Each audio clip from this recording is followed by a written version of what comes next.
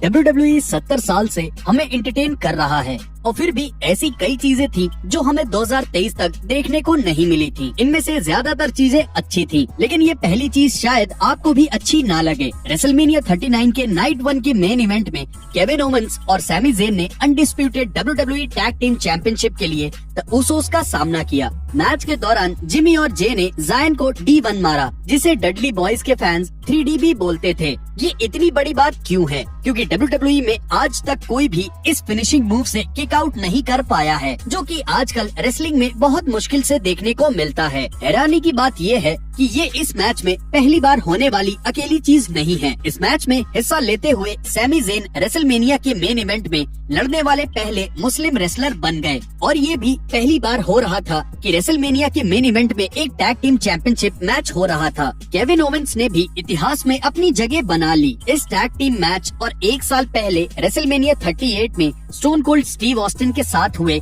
उनके मैच के कारण KO एकमात्र ऐसे रेसलर बन गए जिसने लगातार 2 साल रेसलमेनिया के मेन इवेंट में अपनी जगह बनाई, वो भी बिना किसी वर्ल्ड टाइटल के दांव पे लगे। रेसलमेनिया में और भी कई ऐसी चीजें हुई हैं जो पहली बार हो रही थी, जिसके बारे में हम जल्द ही बात करेंगे। उससे पहले मैं आपको इस मौके के बारे में बताना चाहता हूँ, क्योंकि ये आपके होश उड़ा देगा। 2023 के रॉयल रंबल से पहले स्मैकडाउन के आखिरी एपिसोड में बॉबी लैशली और ब्रॉक लेसनर का आमना सामना हुआ। रेसलर ने लैशली को F5 मारा, लेकिन ये कुछ नया नहीं था। 2007 के बाद ये पहली बार था जब लैशली स्मैकडाउन पर नजर आ रहे थे। और आप ये भी ध्यान रखिएगा कि बॉबी लैशली 2018 से WWE रोस्टर का हिस्सा हैं। लैशली ने इसके कुछ महीनों बाद अपने करियर को नई ऊंचाई पर पहुंचा दिया और वो Andre the giant memorial battle का हिस्सा बने। इससे पहले बॉबी लैशली ने अपना आखिरी स्मैकडाउन मैच 23 मार्च 2007 को लड़ा था। बॉबी लैशली ने स्मैकडाउन की रिंग में लगभग 16 साल बाद वापसी की।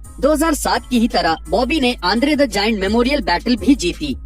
बात शो में नजर आने की हो रही है तो इसे कैसे भूल सकते हैं। 1993 में जब से मंडे नाइट रॉ की शुरुआत हुई है, तब से विंस मैकमैन हर बार नहीं तो कम से कम एक बार WWE शो में जरूर नजर आते हैं। लेकिन 2023 में ये सिलसिला खत्म हो गया। WWE में एक ऑफिशियल के तौर पे वापस आने के बावजूद भी मैकमैन इस साल एक भी बार टीवी पर नजर नहीं आए। ऐसे ही देखा जाए तो 1953 में कैपिटल रेसलिंग कॉर्पोरेशन के तौर पे WWE की शुरुआत के बाद ही कंपनी पर हमेशा से मैकमैन परिवार का ही मालिकाना हक रहा है। लेकिन अप्रैल 2023 में WWE को एक टैलेंट और मीडिया को संभालने वाली कंपनी एंडेवर ने खरीद लिया। इसके बाद 12 सितंबर 2023 को ये डील पूरी हो गई और पूरे 70 साल बाद WWE में मैकमैन फैमिली का हक खत्म हो गया। ज्यादातर लोगों का मानना था कि ऐसा कभी नहीं हो सकता। चलिए आपको बताता हूँ ऐसी ही एक और चीज के बारे में, जिसके लिए लोगों का मानना था कि ऐसा फिर कभी दोबारा नहीं हो सकता, भले ही आपको AEW पसंद हो या नहीं। लेकिन ये एक बहुत ही अच्छी बात है कि हम एक ऐसे समय में जी रहे हैं जब एक और बड़ी रेसलिंग कंपनी मौजूद है, और इसके इतने बेहतरीन होने का एक कारण हमें 28 मई 2023 को देखने को मिला। इस दिन AEW ने अपना डबल और नथिंग पेपर व्यू करवाया और उसी समय WWE ने भी NXT बैटल ग्राउंड को होस्ट किया। 30 साल में ऐसा पहली बार हो रहा था जब WWE ने कोई ऐसा पेपर व्यू होस्ट किया था जो कि सीधे तौर पे किसी और बड़ी रेसलिंग कंपनी से मुकाबला कर रहा था। इससे पहले ऐसा 2 अप्रैल 1989 को हुआ था